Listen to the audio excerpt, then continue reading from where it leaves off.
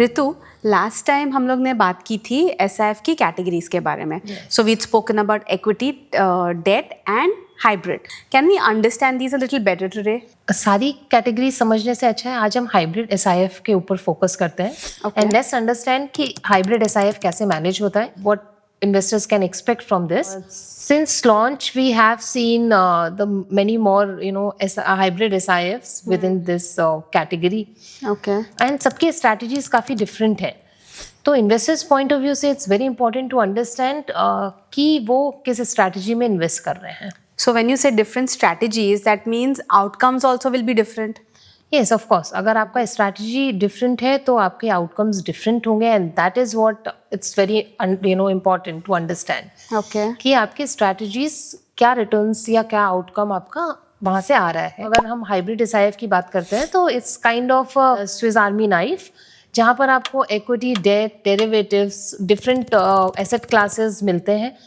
At the same time, different market scenarios में, whether it's a bull market, bear market or sideways market, fund managers के पास एक tool रहता है to manage that situation. So it's like multi-purpose if you go to see कि one category and it has multiple purposes that way. Correct. Okay, but this also fund managers को ज़्यादा flexibility भी होती होगी ना इसकी वजह से? डेफिनेटली फंड मैनेजर्स को फ्लेक्सिबिलिटी होता है, बट इन्वेस्टर्स के पॉइंट ऑफ व्यू से अगर हम एक चीज़ समझे तो इन्वेस्टर्स आज की डेट में रिटर्न्स एक्सपेक्ट करते हैं, बट वो अपनी जर्नी को स्मूथ रखना चाहते हैं. Like they do not want कि उनका जर्नी बहुत ज़्यादा वॉलेटाइल हो. सो बेसिकली इन्वेस्ट करके चैन की नींद सो लो. एग्जैक्टली. सो कोई भी इन्वेस्टर्स ये एक्सपेक्ट नहीं करता कि एक दिन में 5-7% पोर्टफोलियो उसका अप एंड डाउन हो. So investor point of view से that is one thing. And अगर हम fund managers point of view से बात करते हैं तो definitely different strategies they can use. There are the different asset classes जहाँ पर वो बेट ले सकते हैं. तो from the both side investors point of view से आपको बहुत रेलिवेंट प्रोडक्ट है एंड फंड मैनेजर्स के लिए there are lot much flexibility.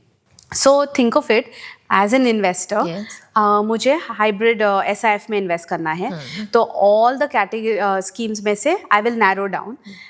Mainly मैं एक ऐसे के एक स्कीम में इन्वेस्ट करूंगी जिसका रिटर्न हाई होएगा. Is that a right way to go about it? ये सबसे बड़ा मिस्टेक होता है इन्वेस्टर्स पॉइंट ऑफ व्यू या आप डिस्ट्रीब्यूटर हो कि पास्ट परफॉर्मेंस देख के, हम म्यूचुअल फंड में भी यही बोलते हैं कि पास्ट परफॉर्मेंस देख के आपको इन्वेस्ट नहीं करना चाहिए.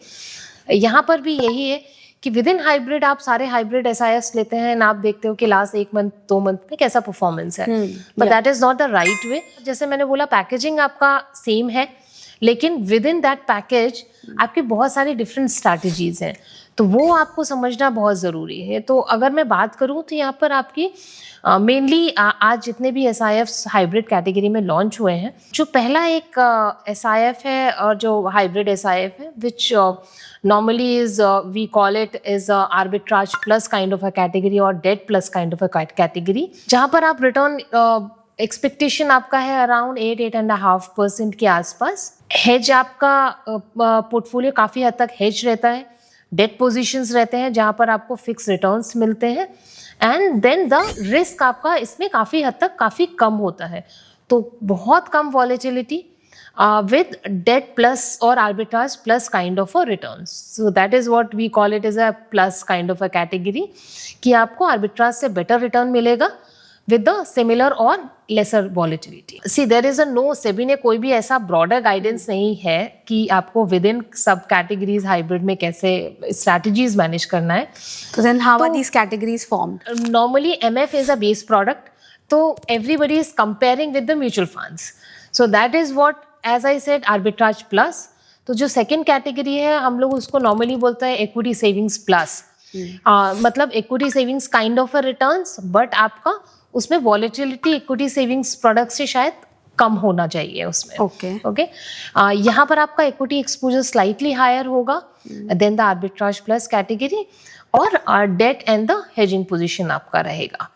एंड द थर्ड कैटेगरी जो थोड़ा सा अग्रेसिव साइड में है, which is a balance advantage plus category. तो यहाँ पर एक्सपेक्टेशन इज कि आपका बैलेंस एडवांटेज फंड के टाइप का रिटर्न इन्वेस्टर को जनरेट करके देना with a much laser volatility which balance advantage funds right now have.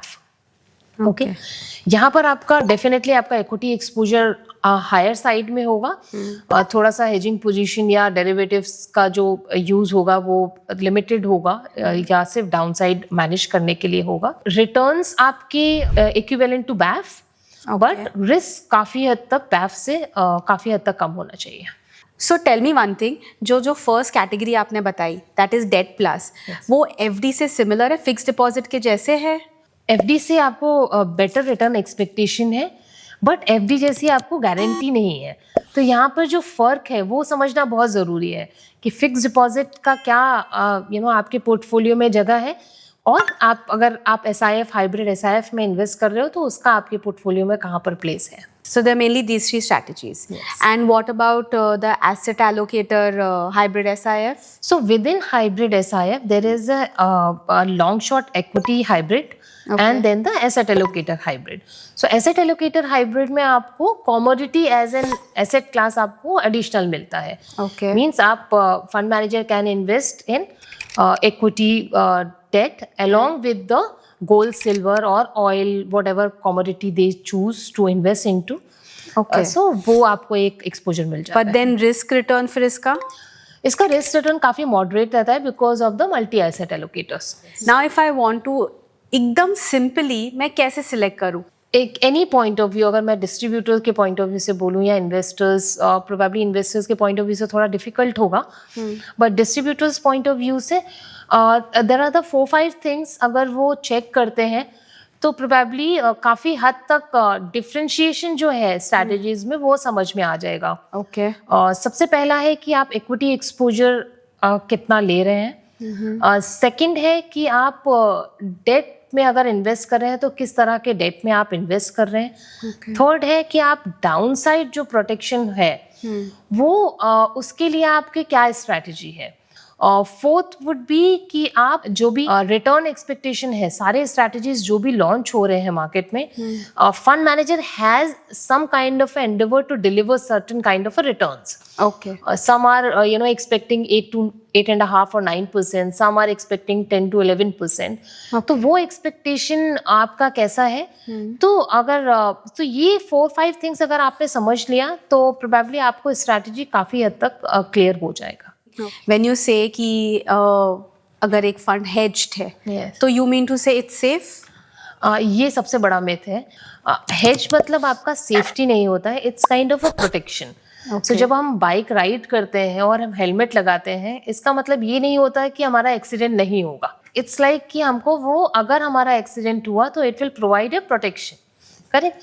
Same way hedging is not like कि आपका अगर मार्केट फॉल हुआ तो आपका पोर्टफोलियो नेगेटिव रिटर्न नहीं देगा, but it will protect your down side. So it's kind of a tool, it's not a weapon or a shield basically. Exactly. मुझे कौन से पॉइंट्स याद रखने चाहिए when I'm making a hybrid SIF का investment?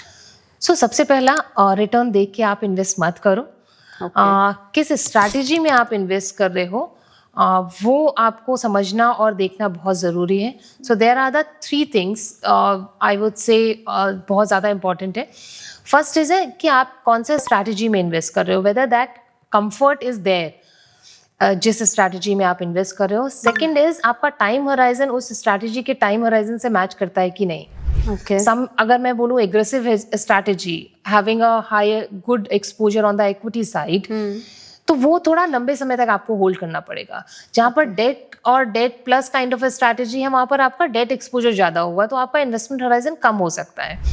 And the third is कि आपका गोल ultimately क्या है, आप किसके लिए उसको इन्वेस्ट कर रहे हैं। तो अगर आप ये 3 चीज़ें भी देख लेंगे ये बहुत इजी रहेगा आपके लिए अंडरस्टैंड करना है एंड इन्वेस्ट करना है in hybrid SIF। Okay, so to summarise we need to see 3 things. एक तो होगा कंफर्ट, दूसरा होगा टाइम होराइजन, और and third thing is your financial goal. Perfect.